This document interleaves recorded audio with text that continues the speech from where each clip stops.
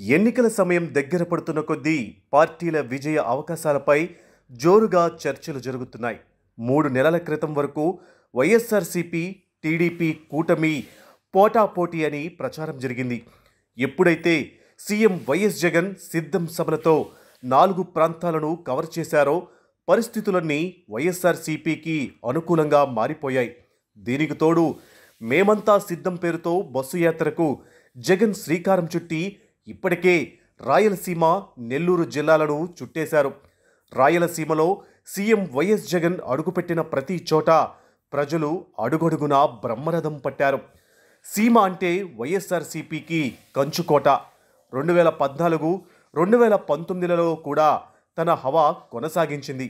ముఖ్యంగా 2014లో 30 సీట్లు గెలిస్తే 2019లో ఏకంగా 52 అసెంబ్లీ సీట్లకు 49 గెలుచుకుంది. ఈసారి అదే ఊపు కొనసాగించాలని సీఎం వైఎస్ జగన్ పట్టుదలతో ముందుకు సాగుతున్నారు. జగన్ అమలు చేసిన సంక్షేమ పథకాలతో వైఎస్ఆర్సీపీకి ఈసారి కూడా 40కి పైగా సీట్లు రావడం ఖాయమని అంచనా వేస్తున్నారు. రాప్తాడులో నిర్వహించిన సిద్ధం సభకు లక్షలాది మంది జనం తరలివచ్చి తమ మద్దతును తెలియజేశారు. ఆ తరువాత సీఎం వైఎస్ జగన్ తన పాదయాత్రను ఇడుపులపాయ నుంచే ప్రారంభించారు. గతంలో ఉన్న ఓటు బ్యాంకును కాపాడుకుంటూనే ప్రత్యర్థి పార్టీల్లోని నాయకులను చేర్చుకుంటూ ప్రజలతో మమేకమవుతూ సీఎం వైఎస్ జగన్ యాత్ర సాగుతుంది. నెల్లూరు జిల్లాలోనూ కొంతమంది నాయకులు పార్టీని వీడినా పెద్దగా నష్టం ఉండదని అంచనా వేస్తున్నారు.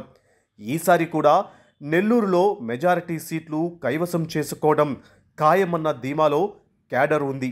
రాయలసీమ జిల్లాలో సీఎం వైఎస్ జగన్ యాత్రకు వచ్చిన ప్రజాదరణ చూసిన వైఎస్ఆర్సీపీ నాయకులకు 2019 నాటి సీన్ మళ్లీ రిపీట్ అవడం ఖాయమని ధీమాగా ఉన్నారు.